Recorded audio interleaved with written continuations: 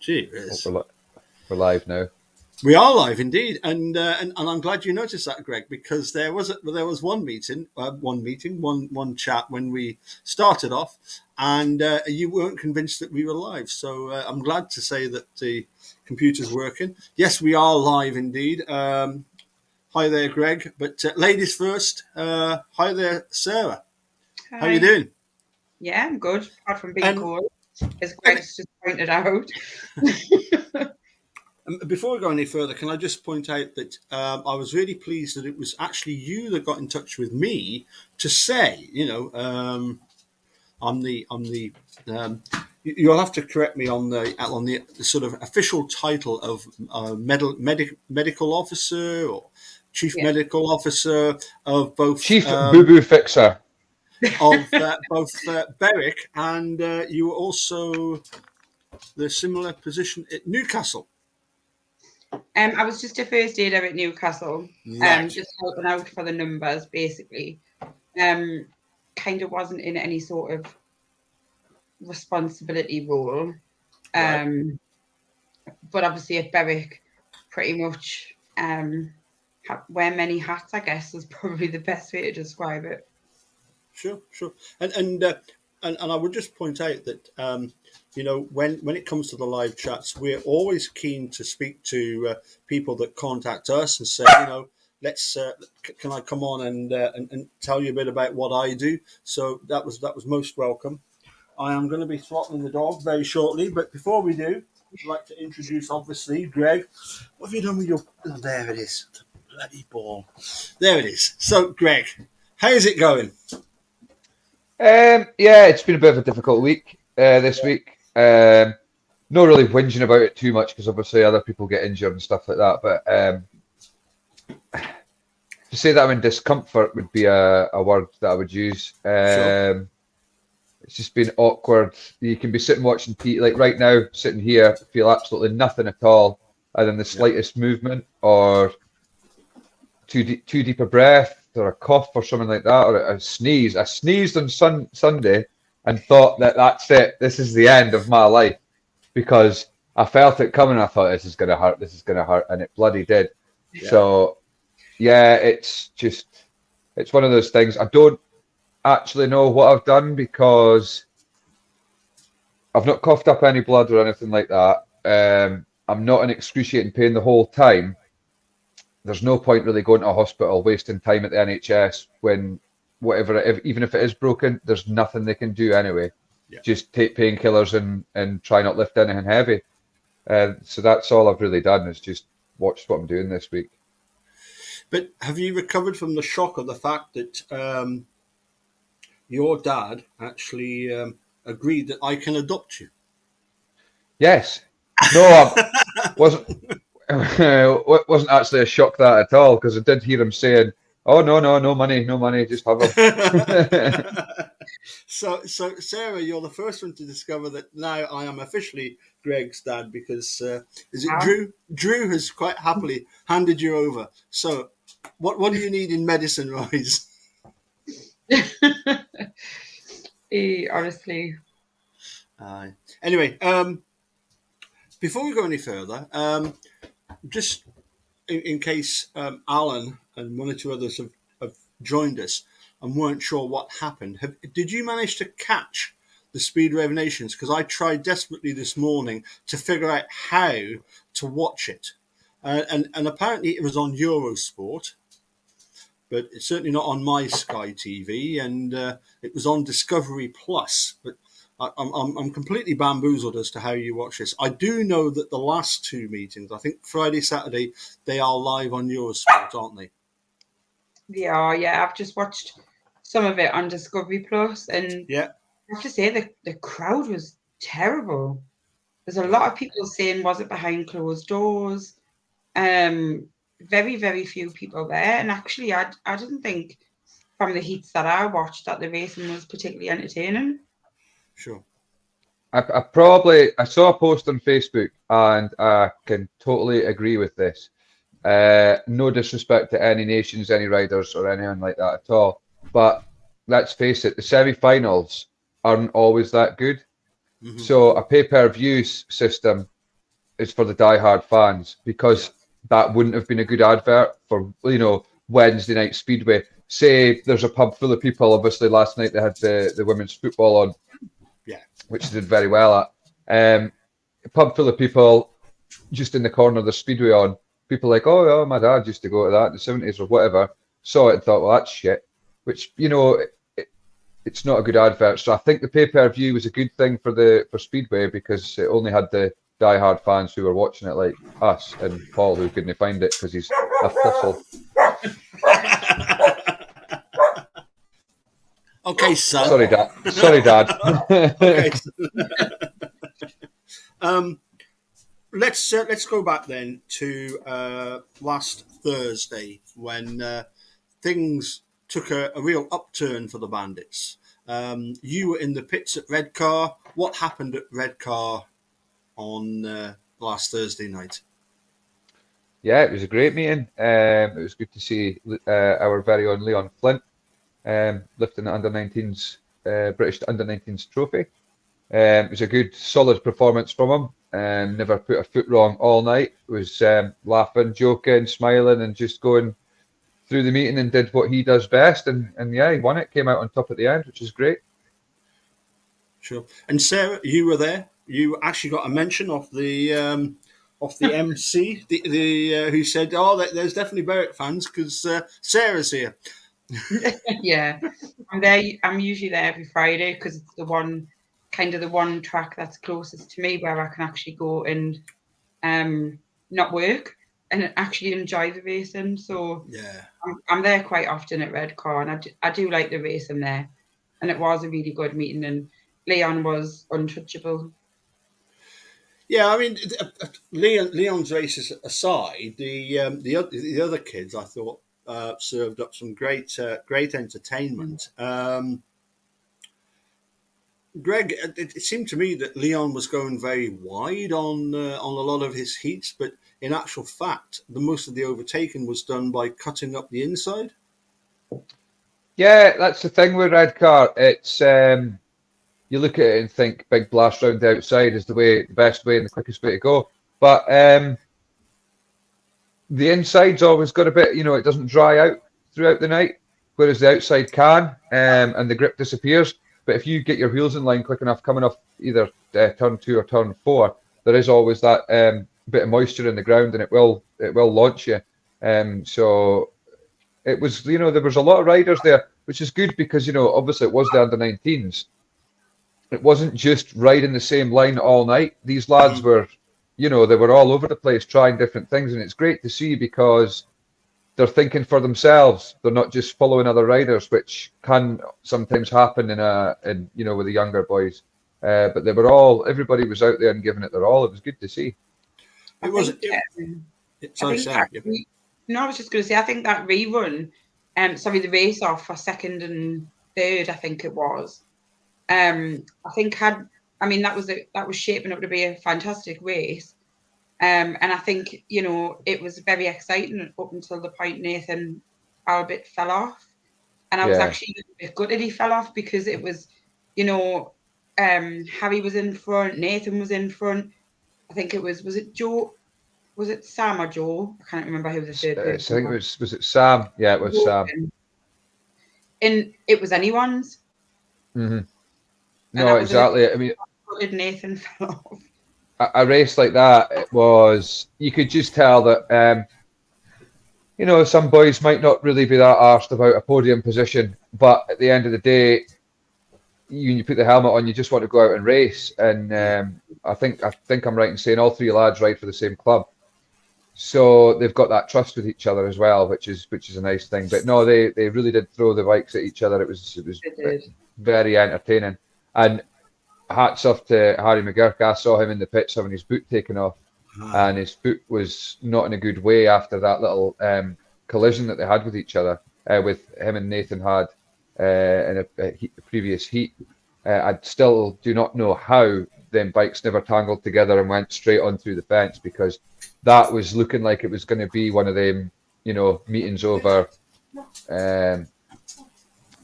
terrible accidents. But for them to separate and then turn both of them actually turned. None of them were seemed to be phased by it, apart from poor Harry with his foot.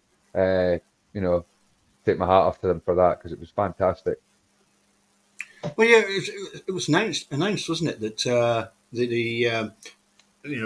get the medical cover across straight away, because they sat him in a chair to presumably that to destroy the one boot in order to get to his foot, and yet he came out for the rerun.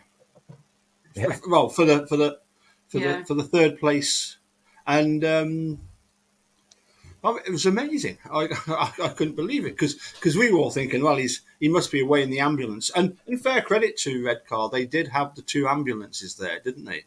But he even refused to go in the ambulance.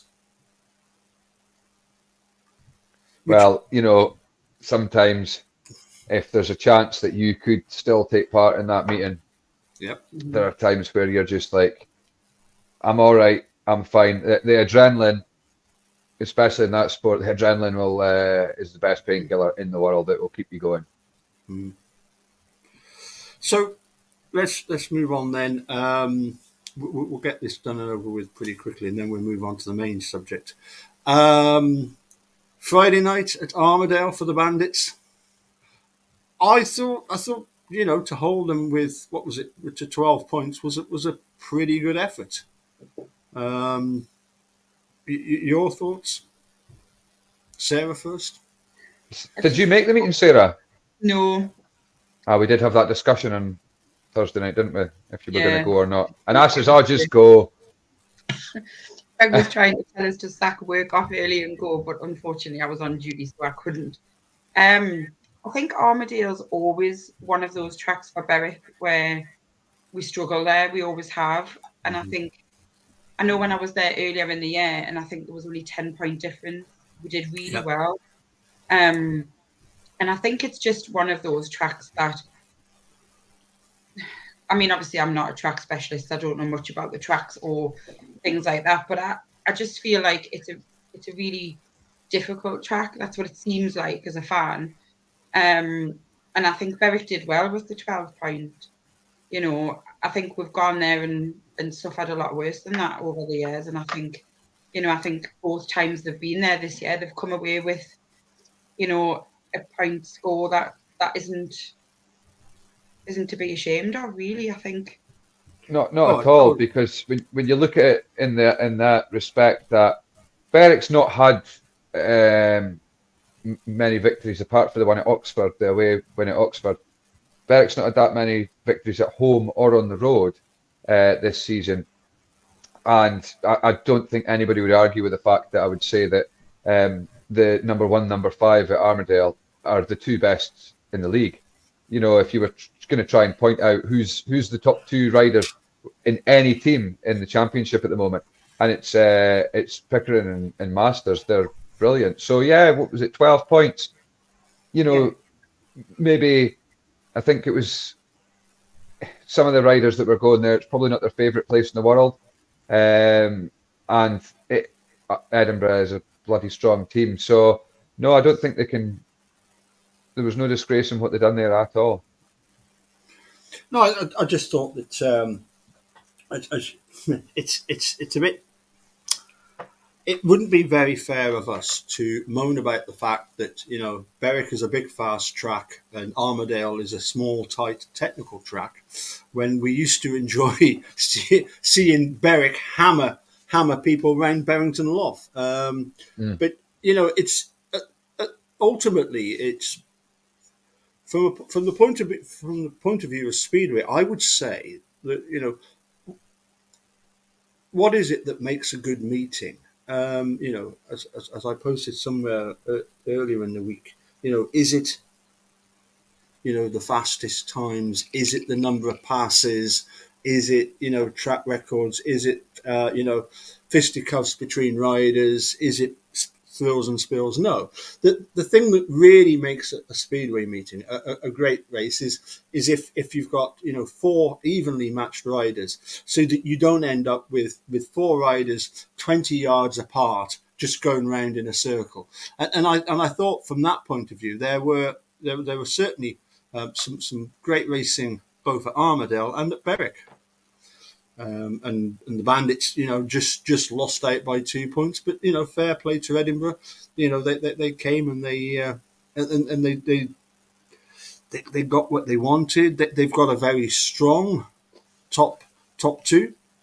As we've looked at the points, with Sam Masters' average in the Premiership, his championship average should be times that by 1.5. Well, that would bust him because he would be over the 12-point average. You can't be over 12 points, But it seems to me that whole sort of differential has just evaporated, although it's still there in the rule book, as we've discussed earlier. No, I thought it was a pretty good effort by the Bandits. They did face an Edinburgh team that were a lot improved from when we raced at the start of the season. Likewise, we were much improved by Jonas. Moving on to Saturday, and I know this is painful for you, Greg, for the second meeting, but did you enjoy the Berwick meeting? It was nice to see Jonas get his first 2 actual heat victories at home. Yeah. I think from a fan's point of view, whether you were Berwick or whether you were Edinburgh, you have to, it was a close meeting. So the racing was pretty good. It was just a shame the way that it ended, but it was always going to be like that. The frustration of Leon when he came back to the pits afterwards, because if you don't make a gate on Masters and Pickering, you're not going to go around them. The speed them boys are carrying. So yeah, it was unfortunate that we didn't win, but it was a good meeting. It was a good speed meeting to attend to. If you were first time going to that, you would have enjoyed yourself. I think you would have went home with a smile on your face. Oh, Not yeah, like as I give you a little live update. Not like what's happening at Oxford at the moment, where there's only 4 riders in the Plymouth team just now because Ben Barker's withdrawn the pre-meeting. Alpha Batel has withdrawn with an ankle injury. Eddie Kennett is RR, and at the minute it's 36 to Oxford, 24 to Plymouth. But I mean, they're still holding their own. Josh Pickering's a guest, and he's only dropped 1 point, so it's going to be good wage for him tonight, I would say. Yeah, but that can't be good to watch because some of them races are only going to have 3 riders in the race, and if they do, it's going to be the reserves are going to be getting the full 7 tonight. So you were saying before about what makes a good Speedway meeting. Obviously, I'm not there. I'm not watching it. I don't know what's going on, but I can't imagine that'll be very good to watch, especially if you're a Plymouth fan. Well, I mean, do you as a professional speedway rider, do you watch Speedway from a slightly different angle? Are there aspects of how you watch the Speedway that would be different to like the fans' point of view, knowing the insights that you do? Yeah, probably. Just the main one will be hearing bikes, like listening. It's not so much the watching, you listen as well, and you hear something's like revving too hard, and you think he needs to change a gear. And if that was me, I would do this and I would do that. And why is he riding there? He should come out a bit, or he should go in the inside, or just stuff like that. I mean, I know fans will be saying, "Oh, move out," which is what we're all fans. We know the crack. Stick it in the dirt and pass someday. But yeah, I guess from my side of it is that when probably just because I know what that rider's going to change for the next race, and then it's the sort of little bit of excitement of like when the guy comes out in the next one, you're like, oh, I wonder if he's made a change on his bike or not, and oh no, he's not, he's still at the back. So Okay, moving swiftly on, we then went to Sunday down to Leicester. I certainly followed it on the updates, but again, just to lose by 20 points, just 20 points, that seems like a not too bad result for the Bandits, given the fact that we were facing, the who are now officially the top of the league team. Yeah, I mean, I would.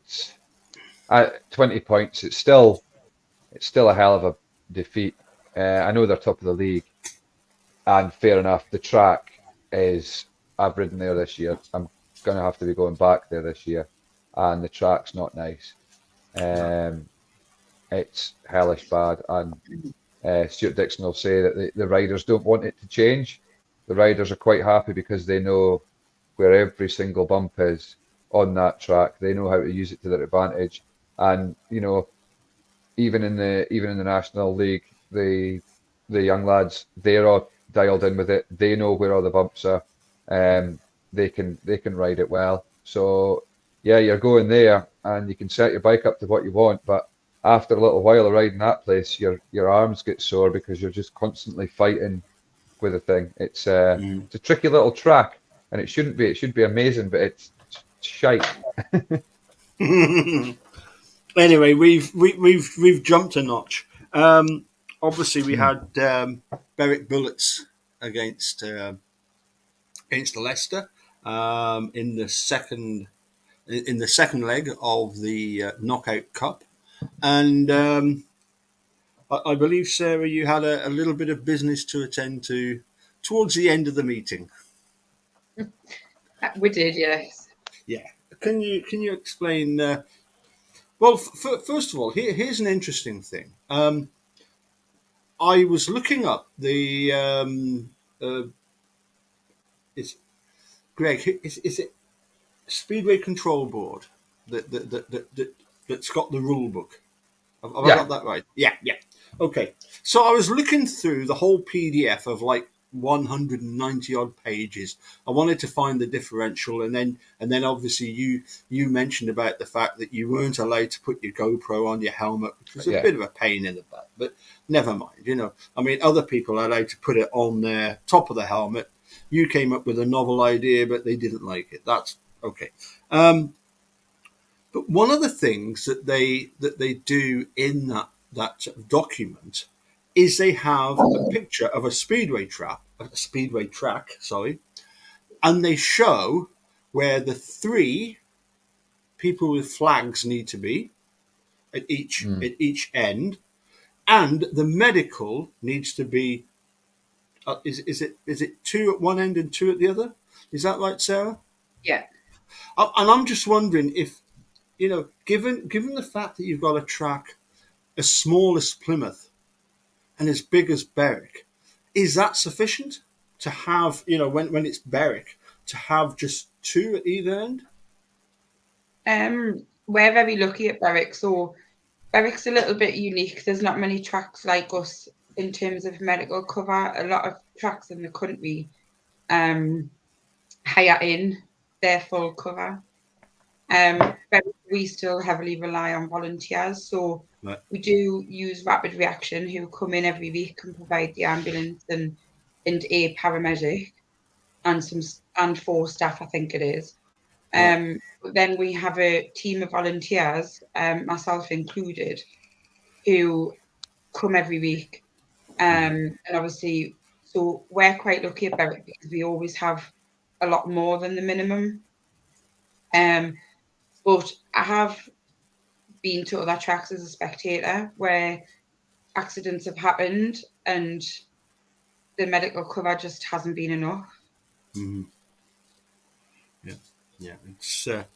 I mean, I was at. I went all the way down to Cheltenham to visit my mum, and on the way back, I went into Birmingham, and of course, that meeting was abandoned after 2 heats. Well, 2 heats and one bend. Sorry, three quarters of a lap, and then was it Josh Orty that slammed into the. I think that's right. But anyway, I was, yeah, yeah, had a foot the, injury. yeah. I mean, the ambulance cover was going to be 6 hours before they were going to get another ambulance, and so they had to abandon the meeting. And then it was bizarre because it was only like 2 weeks later we were down at Newcastle, and when Ty Proctor got injured, it was again. It was about an hour before they were able to get on with the racing. Because of the fence being down, but main problem being getting tied to the hospital and then getting it getting to the hospital, get the ambulance back, and getting that medical cover. It does seem a bit bizarre that that there isn't some sort of stipulation that you have to have the two ambulances, because that's certainly the Yeah, case at Berwick, and that was certainly at Redcar, wasn't it? yeah. I think Red Carb just changed that recently though. Like, I had some conversations with Pretender and Jamie last year at the end of last season, because they wanted to improve their medical cover, which they have done, and there's a lot more medics there, and they now have the two ambulances as well. But I think the situation with Newcastle was that we were really worried about Ty. And we knew that the length of time it would take for a county ambulance to come would be a lot longer than the ambulance actually going and taking him itself. Hence why we're left. But you would think, I just think in general, 4 first aiders is just not enough. It's Yeah, if you have more than one rider come off in one crash, which Greg, as you know, that happens quite a lot. yeah. Aye. I mean, if you've got a case of I try to remember the names. It was last year when Jai got injured, and Yeah. we thought that he was in a really bad way, and there was other riders. That was the first bend incident, and I'm pretty sure there was only 3 riders that went down. Yeah, Um, one go down, I think it was Paco Castagna in front of the pit gate. He'd actually uh-huh, been caught up in that Jai crash and had hurt his foot, but managed to continue. yeah, And he got his bike at the pit gate and just went down. yeah, yeah. So you got other tracks that have only got like the 4 on, Yeah. and what are you supposed to do? I mean, I saw it at Meldon Hall last year when Ben had his injury, and Cranny was complaining of an arm injury, and the handy thing that was there is that they've got their medical room to go and get you assessed. There's a full like the fancy bed that's in there and everything else, and they dealt with that pretty well. But again, I can't remember if they've just got the one ambulance because the meeting was delayed for quite a while.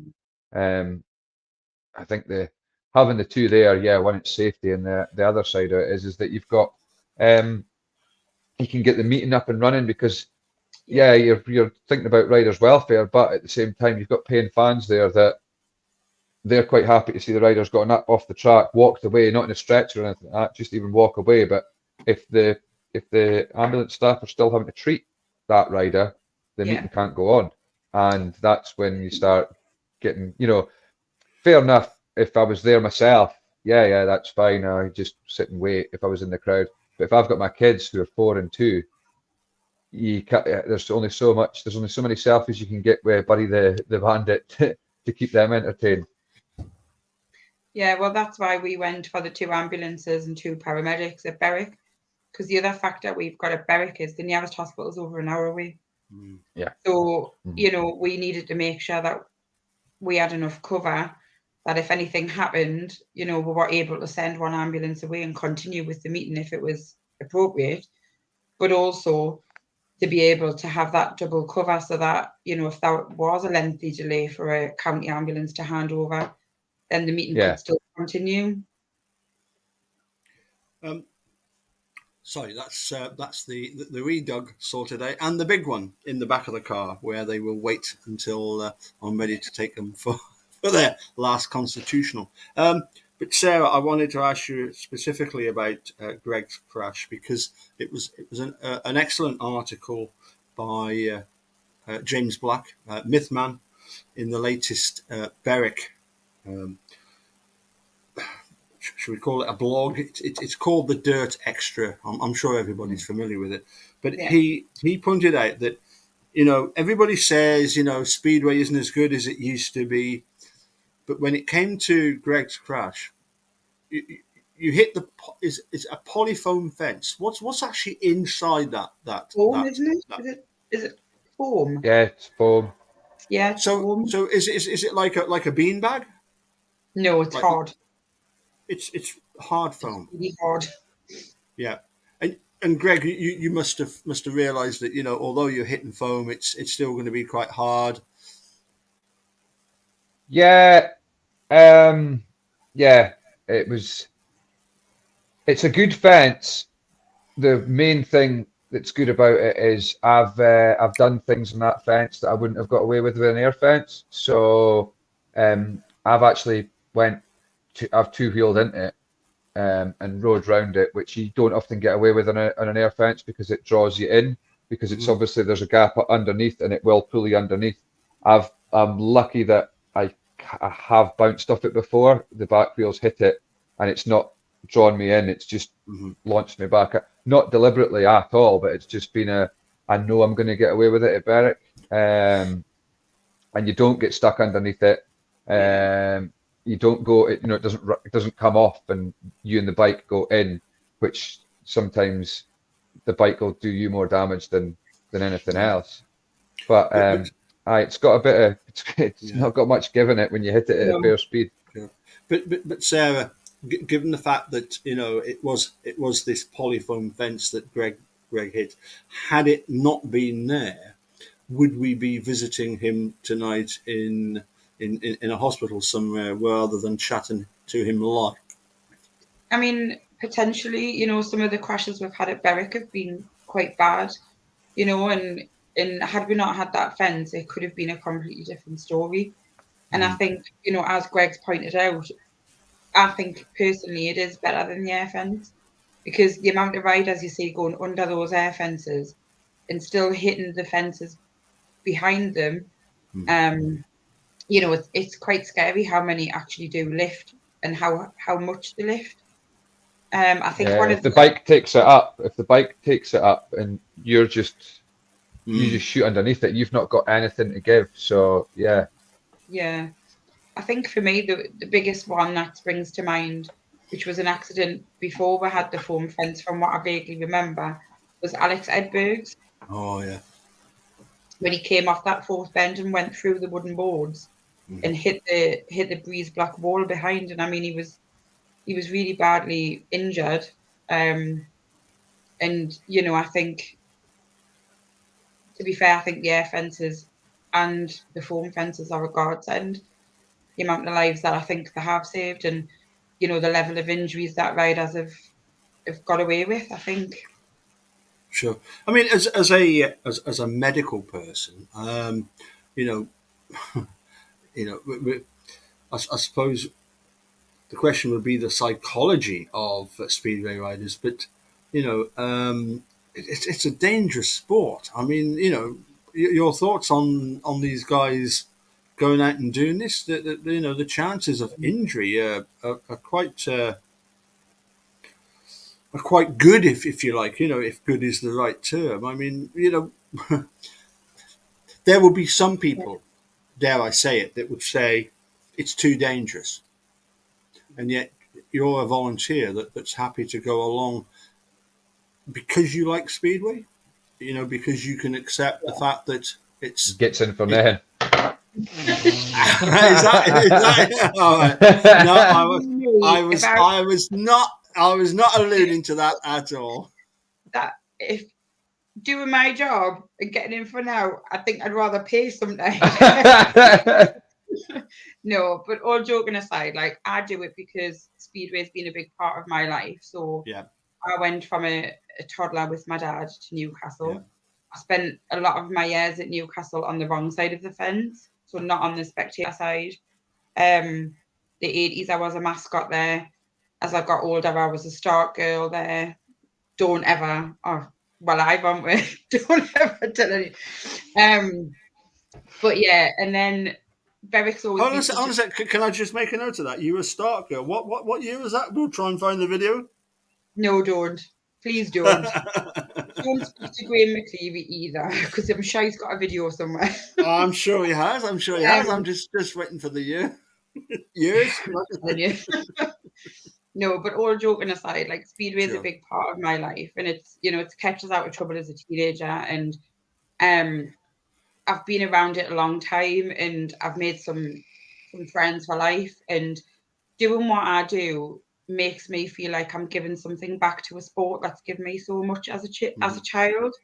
Sure. And you know, people I work with in my day job think I'm absolutely mental for doing what I do at the Speedway, but I actually really enjoy it. And there is a lot of psychology with the riders, and as a medic, you have to earn their trust, because if they don't trust you or they don't know you, you know, it's very rare they'll come to you and say, I'm not feeling great. Or you have to build that up over a number of years to kind of have that level of respect for each other and have that trust with one another. It's not as simple as it looks. Sure.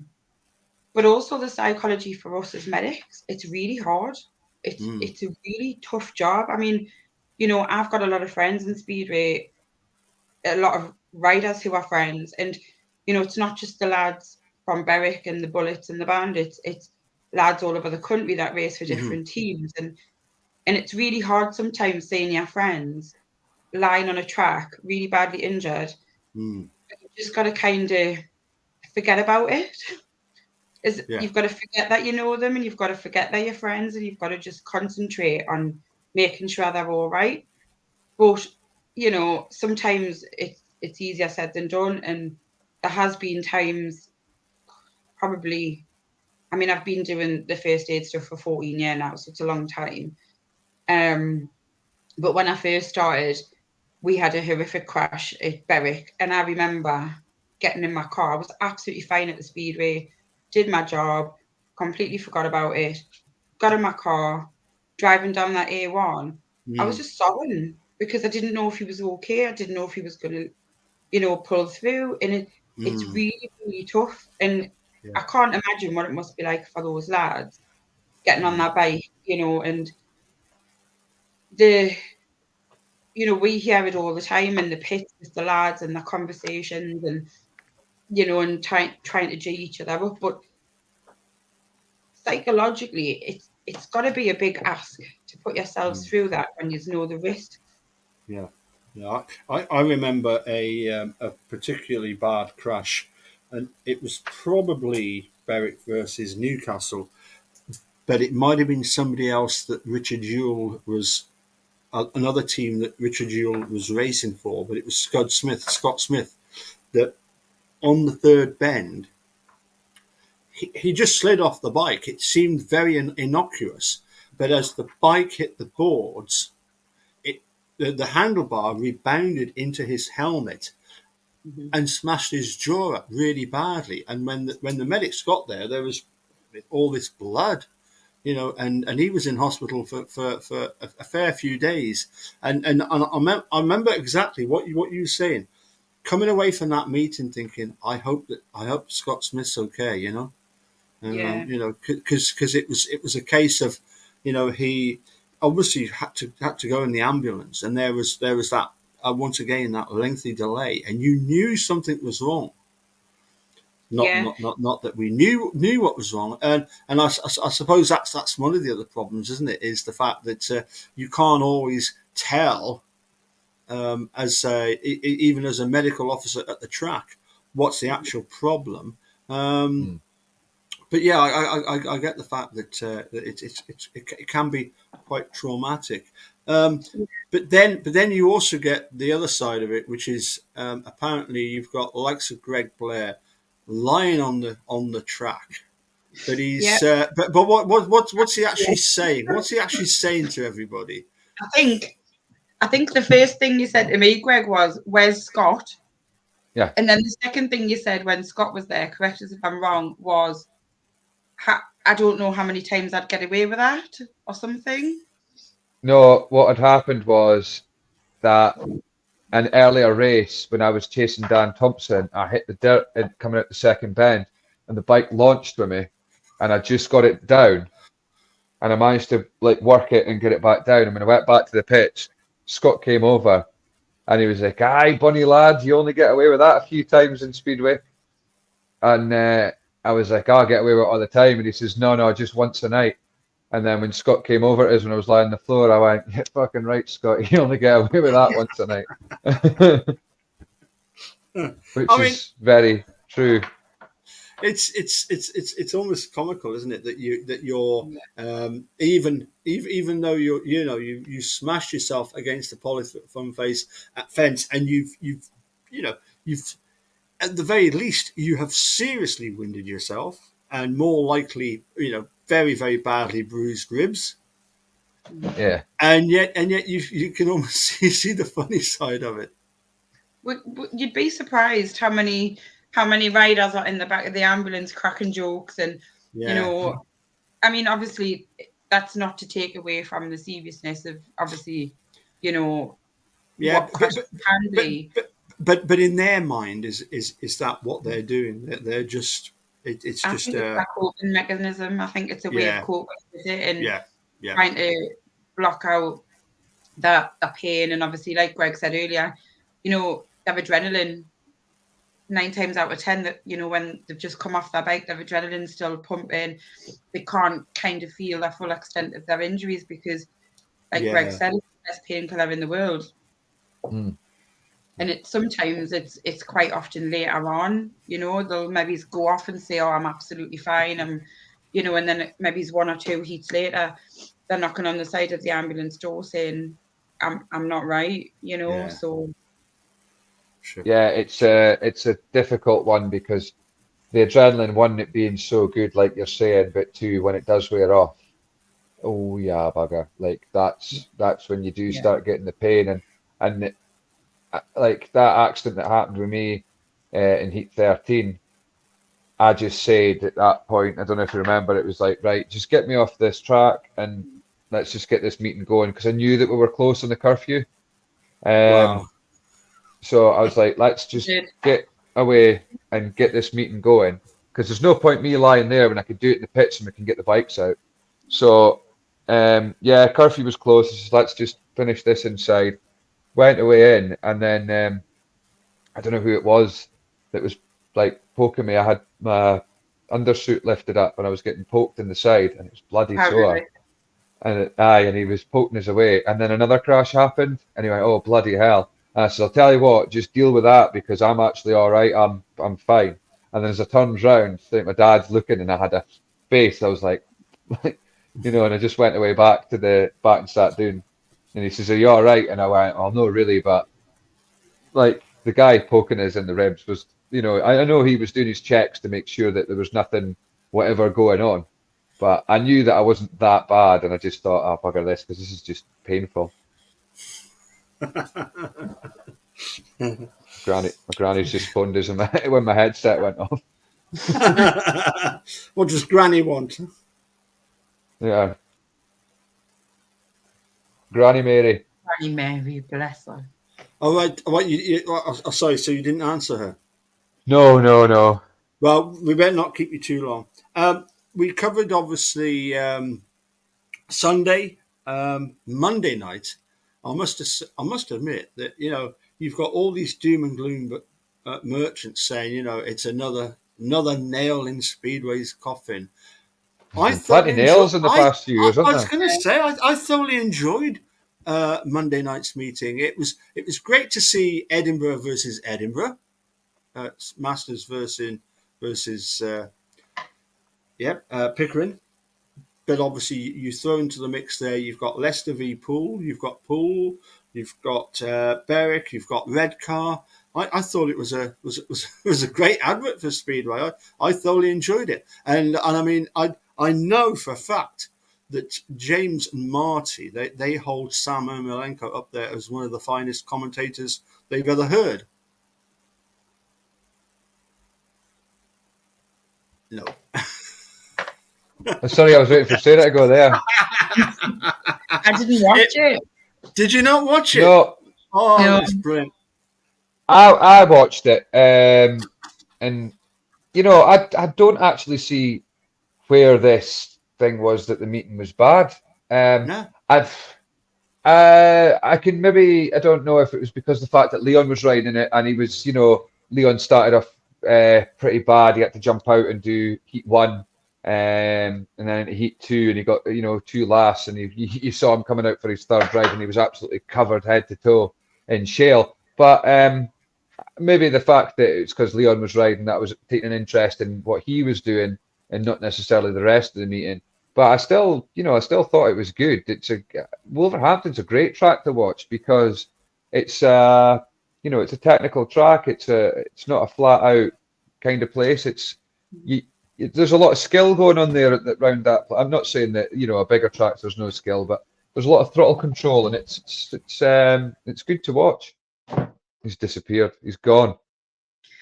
I think I mean, I know obviously people are saying it's not a good advert for Speedway, but I think like having the matches televised and stuff through the BSN is great because there's loads of fans who, maybe midweek would like to go to these tracks but can't. Yeah. And obviously they can sit at home and watch it. And I know watching Speedway at home and on your TV is not the same as being there, but it gives them the opportunity to watch racing at different tracks and watch their teams from home if they can't get to the away matches and things. That's the other thing. I know it's not the same, but there's some of these people that physically can't, get out the house and go. These older fans that are maybe even sat in a care home or whatever else, or it's good. It's good. I did hear an old couple saying the only thing wrong with the BSN is they don't have enough meetings on. They absolutely love it. They told me that they get their it was like their son or daughter came round, set it up, get it fired through the telly, and they're chuffed to bits. And they'll watch other replays of it because they're just Speedway daft. And that's it's when it's going out with people like that, you're like, yes, that's what it's for. That's Definitely. Exactly what it's for. And it is. Paul, what happened there? Sorry, I got a message from James, and I got a message from a pupil. But the message from James was that there was a couple of very eye-catching riders on show at the Speedway of Nations tonight. But it's one of those things, isn't it? You've not got a lot of riders there to base that performance on, have you? No. It's a little bit like everybody. We all watched Jonas. He was, absolutely great at the practice, but you want to see what they're like when they're up against a whole load of other riders. And sure enough, he's come to the fore and done really well. But I think it's really hard, just like what you've said, to even on press and practice when you watch the lads and they're out one at a time, or it's really hard to judge kind of where they are or how fast they are because, like you say, they're not up against each other. And press and practice is only to look good on the bike for the photos. Sure. I can guarantee you that now. We didn't get out there to go fast. It's just let's make ourselves look stylish for that one photo because we're going to look horrendous the rest of the season. Nah, that's nonsense because I have added to my picture gallery the latest one is Jai and Ricky, and they're both looking behind them as the bikes are pointed forward. Oh yeah, and that is classic in symmetry. And I must and credit to Taz because of course Taz McDougall takes some fantastic photos. There's a couple of guys at Berwick. Keith also takes some great photos, but Taz has added two to my board to add alongside Michael McCoskey. So many thanks to Taz McDougall. So moving on then Leon went on Tuesday to Sweden and scored, I think it was 9 points. 2, 2, 2, 2, and 1. That's like Monday, Tuesday. Yeah, that's far too much. I think he's just a kid, hasn't he? He's just a kid. Yeah, he can do it, and I do know. Leon was speaking to me the other day when he was boarding the flight to Sweden, and he said that he was. I've had 2 hours sleep in the last 48 hours, and I've got a meeting starting at 7. guess what time I get to the meeting? And I says, oh, what, like 5 o'clock? Is that what time you'll arrive? So you've got no chance of a sleep. But he went, no, the meeting starts at 7. I arrive at 7. Yeah. So, you know, it was just like off the plane, into the taxi or the van or whatever, to the meeting, you know, mechanics already there, everything set up for him. It was just a case of suit on, jump on bike, go out, and then away back. And Yeah. it's tough, but the other way of looking at it for him is, you know, we were talking about that it's a dangerous sport.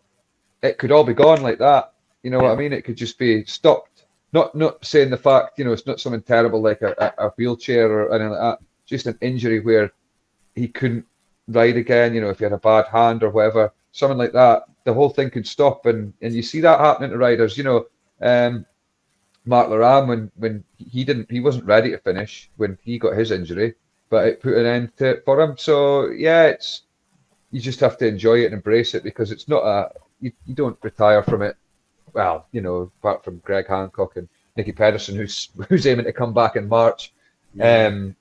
It's, you know, these lads don't go on as long. I mean, we could probably even make another show about that, about the when's the right age to finish, because I think that Yeah. riders nowadays, looking at Leon, if Leon keeps doing what he's doing now, you know, doing all this, the traveling he's doing, his diet, the fitness that he's all got, that if he keeps that going, there's no reason that he can't keep riding until he's in, you know, his mid-40s, if he's still doing well enough. So yeah, but we could have another hour on that.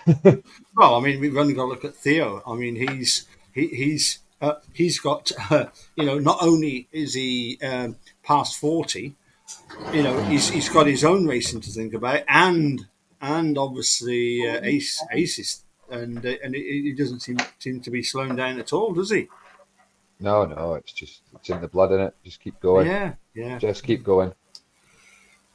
But yes, it's as you say, it's a little bit like a farmer's sort of policy, isn't it? You know, you make hay while the sun shines.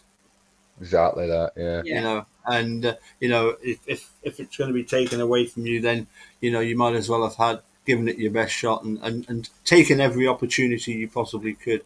Yeah, there was. Yeah, you touched on something there, which next week we've got the Young Lions team boss Neil Vatcher coming on. Uh-huh. Would somebody like Neil sort of say to the riders, you know, go out and do as many meetings as you can, or with his Team GB got cap on, would he say, you know, just pace yourselves a little? I suppose it's I, impossible, isn't it? I think it's all up to that individual.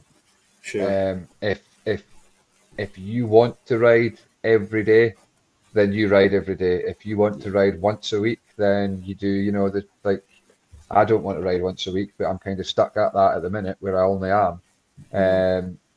I think it's all about the individual, and Leon's proven the fact, you know, as a young lad, he's wanting to go out there and he's wanting to do as much as he possibly can.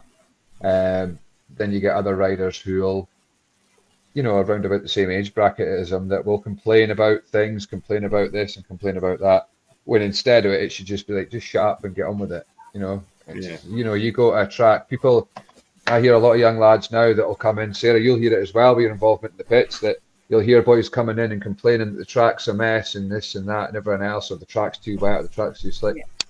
Look, there's 13 other lads that are going out there and doing it, so shut up. Because if you think in your head that I've seen away riders coming and going, I can't do this, and it's like, well, everybody's the same. Just get on with it, and stop bitching about it, or just chuck the bike in the van and go home, and ride around a place like Scunthorpe that's like flat and slick, and just sit there and wreck your engine all day. It's all about the individual. Somebody can be a talented rider, but then again, somebody can just complain too much, or their head's not in it. It's a funny old sport. And getting onto the subject injuries, if your head's not in it, that you're more Yeah. likely to get injured. You Yeah. don't see these riders who are, unless someone else has knocked them off, you don't see these top lads getting hurt. Look at Bartosz Smarslik. I Mm. mean, watching him tonight in the Speedway Nations, he's throwing everything at riders to get past them, and there's like he doesn't get injured because he knows what he's doing. He's got that commitment, and he rides all the time. I was told by someone that he's riding every day, practicing every day. So these moves that he's doing, he's coming over gate one and turning the bike inside out, going into the first bend. That's not him being dangerous. He's planned that. He'll have done that 20 times the week before to see if it works. So yeah, it's all about the commitment. So I think if Neil Vatcher, I think if he was to tell a rider, I think you're doing a little bit too much. I think it would maybe just be advice. I don't think he would be saying you Sure. need to do less or you need to do more. I mean, fair enough, you need to do more, but it's whatever that lad's comfortable with. Mm-hmm. I think as well, it's a confidence thing as well, isn't it? Like, I think Yeah, the lads have to be confident in what they're doing, and they have to enjoy what they're doing. And quite often enough, when you see riders that aren't enjoying what they're doing, like Greg said before, they're more likely to pick up injuries. They're more likely to get injured. And I think people underestimate how much of a head game Speedway is. Yeah, right. it's Massive. It is because yeah, if you're sat in the changing rooms and you're already thinking about the riders you're going to face that night, and you're thinking, well, I can beat him, but I can't beat him. You've got problems there, And I knew on Saturday night in the back of my mind that both the Thompson twins were going to be a difficult, to beat, and I beat one of them twice with that rerun, which I was like, right, we're off to a good start. And then Dan Thompson, I went out, and you do think this one's going to be a challenge. Wasn't the case of he's going to beat me. I just thought in my head this one's going to be a little bit trickier than my previous race, and it proved that not for the like of trying. I gave it everything because I would have liked to have beat him, but then you do get riders that'll be like, oh well, he's in front of me and he should be in front of me because he's better than me, so I'll just stay here, and then you're not in race mode, and that's when you crash and that's when you get hurt. So you have to be 100% commitment the whole time, or they'll just get hurt. okay. So yes, as I say, I think this time next week we'll have Neil Vatcher, and I think Gary Flint is going to join us as well. What are you doing there with the scissors? I just play with stuff every live I do. I've got something that I play with, and this was the Well, honestly. listen. The next time you play with something and you got the scissors, I wouldn't advise it. Does that mean I need to hide me scissors when you're near the ambulance? I tell you what, there's one thing I was going to say, but I never managed to get it in before. Go on. And it's like it's for Sarah. It's pretty cool the fact that you do the signing at the gate, and I don't think that this is a deliberate thing, but see for away riders that come and you're the first person that they see at the gate, and you have a bit of crack with them and everyone else like that. If the worst was to happen and that rider did come off, when you go over to them, it's like a comfort thing because they're like, oh, there's a face that I've spoken to already, a friendly face that's had a laugh with, I'm in safe hands. It's that. I mean, you could be like a Harold Shipman for all we know, but because you see that like nice smiling face, it's like a common thing, and that's what I like because there's been certain tracks that I have went to, and you do get like it's just routine, and they don't really speak to you that much. Whereas you should have someone who's treating you like that to be, you're going to be all right. This is what we're going to do. Blah blah blah. How are you? Where's your pain? But it's just like a nice, soft, calming voice, and you've got that, which is a good thing. Instead of like being, it was complete accidental that I ended up doing it, so it wasn't intended. Jamie came to us one night and said, we need someone to do the pit gate, will you do it? So I did it a few seasons ago, and obviously stuck doing it since, but I actually quite enjoy it because like Greg said, you're kind of talking to the riders before they're even in, and then if you need to speak to them later on in the meeting, and sometimes I do have to have difficult conversations with them, you know, if we need to withdraw them and they don't want to be withdrawn, it's really hard. But I suppose I never seen it from that point of view. So it's good to see it from Greg's point of view, because I didn't even think about that, to be honest. Yeah, but no, that's just one thing that it does help that you're kind of getting, because we should have, but we've not got a lot of time, you know, with the Speedway. But I think that there should be a, you know, talk to the medical staff, because when, you know, you have your track walk and that's about it. You don't actually get to, I personally, and I like, again, I say it, there's not a lot of time between turning up and getting ready, and there's a lot of other things on. And as a rider, you don't really want to meet the head of the medical team. But it should be a case of maybe the head of medical team goes out and says, look, especially the away riders, if you've got any problems or you've hurt yourself tonight, I'm the person you want to come and see, which, you know, would just be like a little bit of an icebreaker as well, especially if you've got like like a friendly sort of, you know, man or woman to come over, would be just a nice little thing that just like, oh, I'm here if you need me at any time of night, any problem. Mechanics as well, you know, if the mechanic gets their hand caught in something, come and see me and I'll get you sorted out.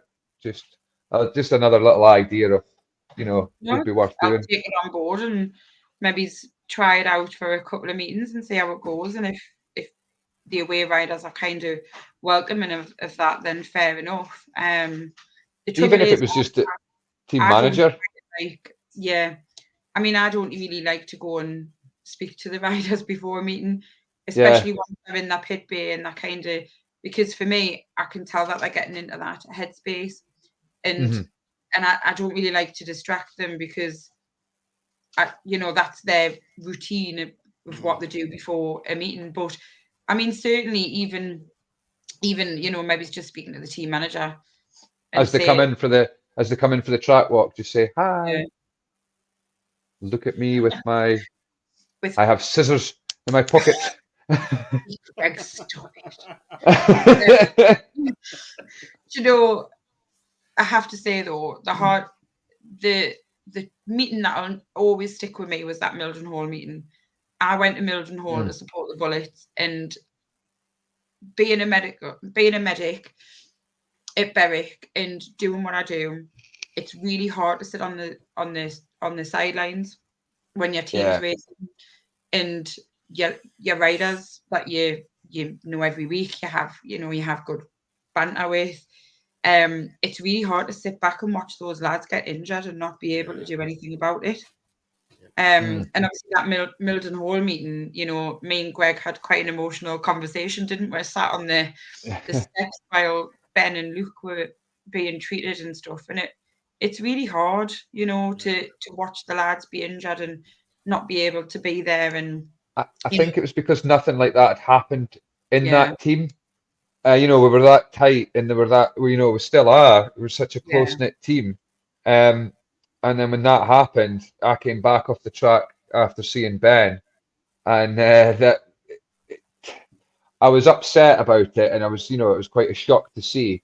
But it wasn't. I never actually spoke to anyone about it until the MC stuck the microphone underneath my.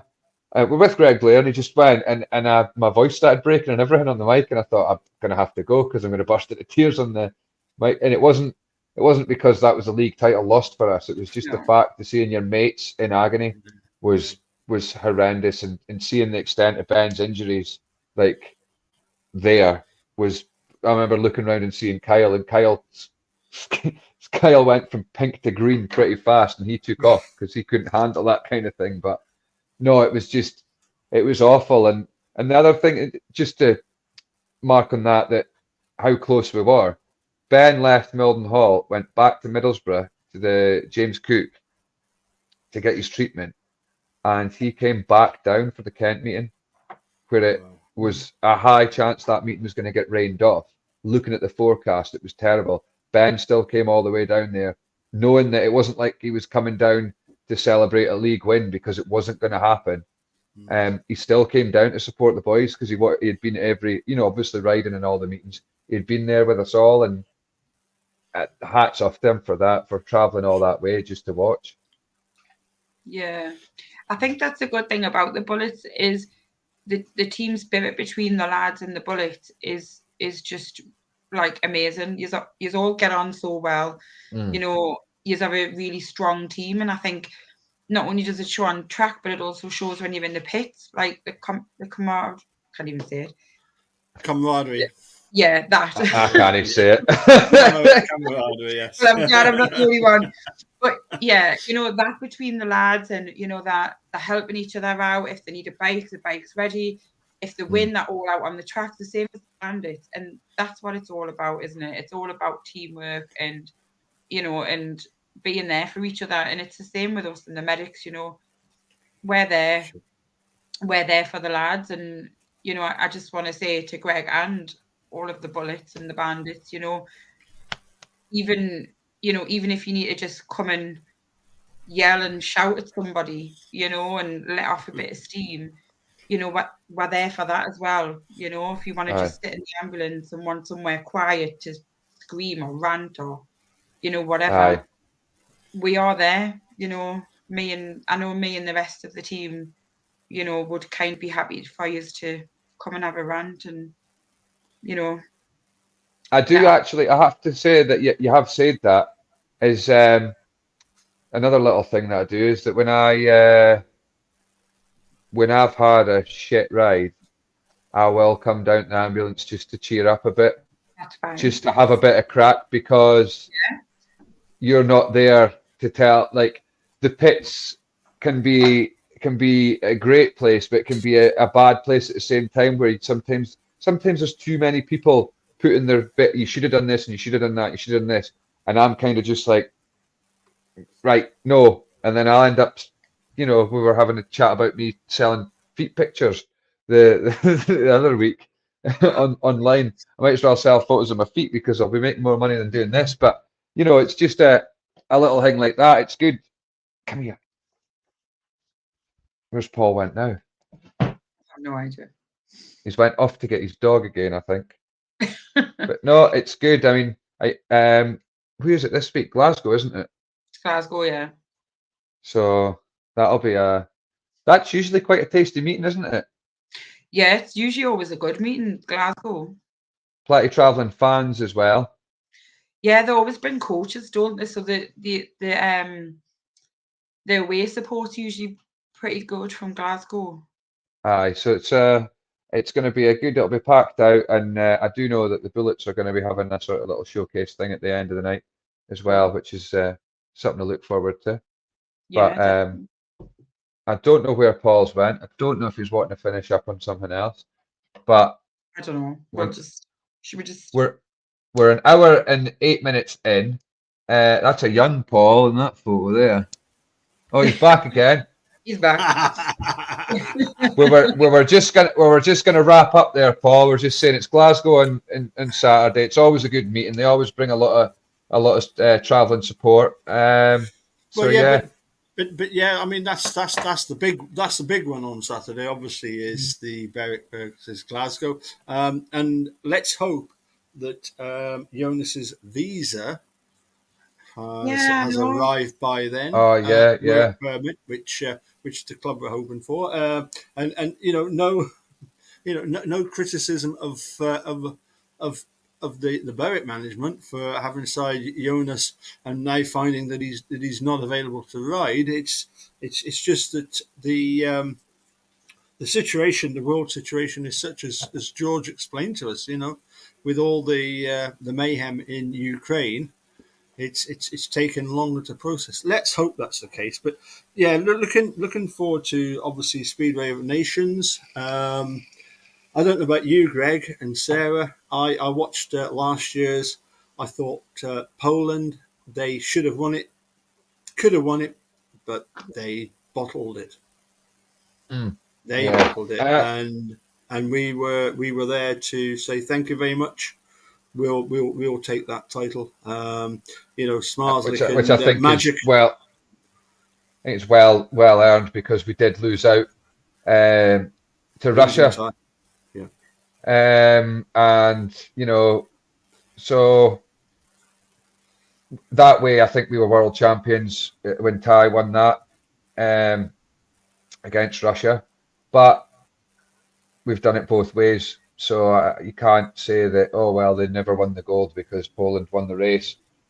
You know, it's a team event. That's the rules. Everybody knows that's what the crack is. I still think it was a bit, the way that they went about it for the first time they had done it was a bit funny, but I think everybody was more understanding this time round. And the other good thing is we've got next year to look forward to. It's actually back to the Speedway World Cup, which will be, you know, I think everybody's looking forward to that. I do like how they've put it, that they've changed the format to have it back and forward, because the World Cup is just a completely different ball game altogether. Yeah. I think that the World Cup is, you know, you can have 3 great riders. You can have 3 guys that are top at the World Championship, and then you've got another 2 lads that aren't really doing the business. So it doesn't necessarily mean that team's going to be successful if they're having to carry a couple of lads. So that's the reason that I prefer the World Cup to the Nations. Yeah, I have to agree with Greg. I much prefer the Speedway World Cup. And maybe Sam Masters will finally make the Aussie team. There's very much a possibility there. Or Josh Pickering, imagine that. Imagine the pair of them are fighting each other over it. I couldn't see why they wouldn't put them both in. Yeah. Well, I mean, obviously, the point is, of course, that you know, the Aussie team manager is Mark Lemon, and you know, he's got a few riders in his Bellevue team. You know, and look, nepotism. I don't see a problem with that at all. You know, it's how things are done. Okay, you know, if you know. Yes, okay. There's an argument that X should be in, but they go with Y. That it happens. Get over it. But anyway, that's it. Yeah. So there we go. So anyway, still plenty to look forward to because Berwick are still not officially out of qualification for the end of season playoffs. We might be at the cup, but you know, we've still got that to look forward to. And of course, as far as the Bullets are concerned. Playoffs are cemented in. So yeah, well, it's the next Bullets meeting against Plymouth.